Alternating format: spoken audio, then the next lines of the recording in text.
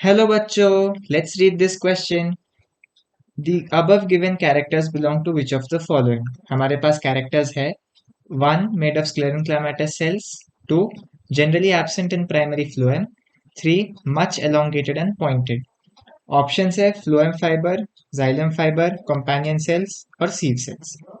सबसे पहले तो हमें इस क्वेश्चन को सॉल्व करने का की कॉन्सेप्ट है फ्लोएम के कंपोनेंट्स को जानना। फ्लोएम के कंपोनेंट्स में सबसे पहले आता है सीव सेल्स, सीव एलिमेंट्स, उसके बाद आता है कंपेनियन सेल्स, उसके बाद आता है फ्लोएम पैरेन्काइमा और लास्ट में आता है आपका फ्लोएम फाइबर्स।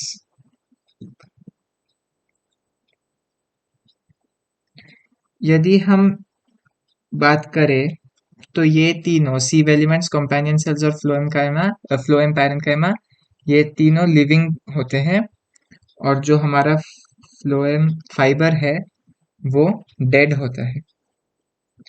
यदि हम कुछ एब्सेंस की बात करें तो हमें पता है कि phloem parenchyma absent in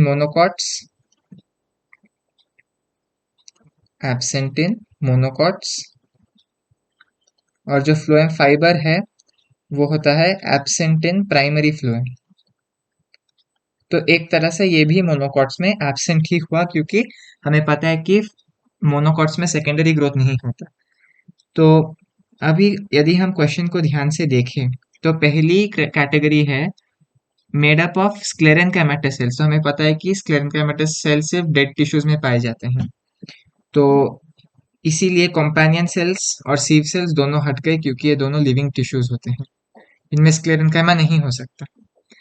generally absent in primary phloem, phloem की बात हो रही है तो जाइलम फाइबर तो हो ही नहीं सकता, ये भी गलत हो गया।